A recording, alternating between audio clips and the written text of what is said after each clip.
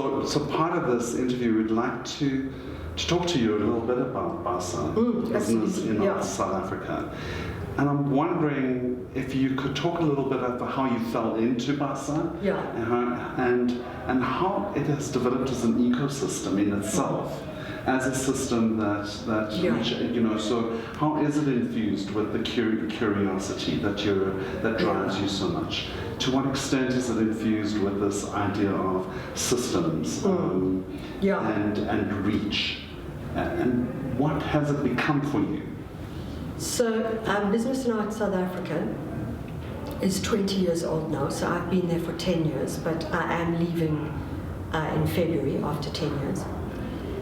And what is very clear to me is that if we are going to move forward in the world, the thing that we have to understand is how we're going to collaborate and to co-create.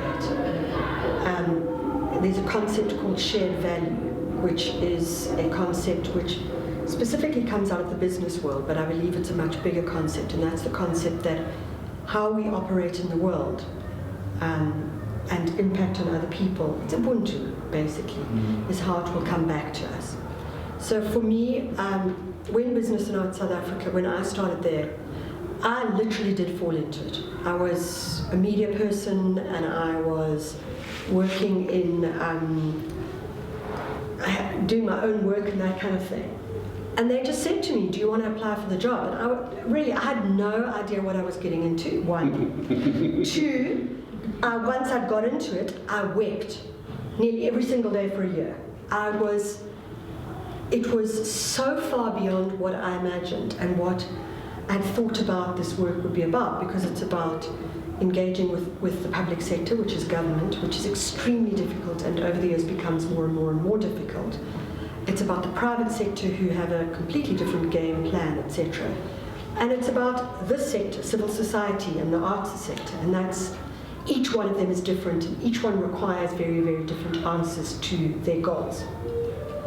So, yes, it was hard. First year, I was like, I'll give myself 3 years and then I'm out of here. 3 years came up and I was like, you know what, let me push this to 5, because I really think that we can now start to do things. And when I got to 5, it was like I got into my stride, because I realized there is so much that one can do if one starts to think about what a partnership is about. So what is an ecosystem? What is a partnership? What is the building of systems and the building of spider webs, really, because it's really about spider webs.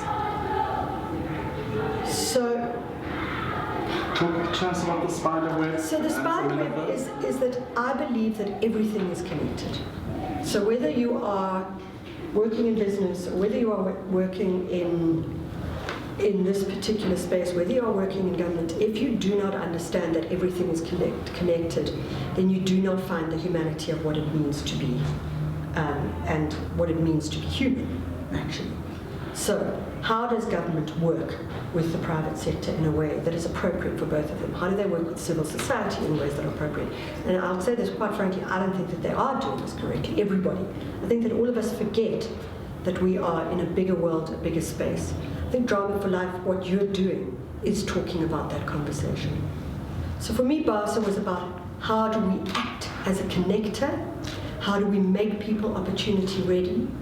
How do we shift and change the way people feel around the world and around their world? I'm very actually, what's the word? I'm not very, what's the word? Linear. I'm not very linear, as you can see. I mean, I'm not linear. I tend to work like that. And then I can start to pull things together again. And BASA was an amazing space to really do that. Somebody could just raise something and then it would be, geez, well, why don't we use that and do that? Or why don't we use that and do that? Or why don't we use that and do that? Oh, but that feeds back to us again. So for me, everything is about spreading out the conversation and then pulling it back into the things that we need to do. BASA's changed. It's not the same animal it was when I started BASA, it was a supporting grant project.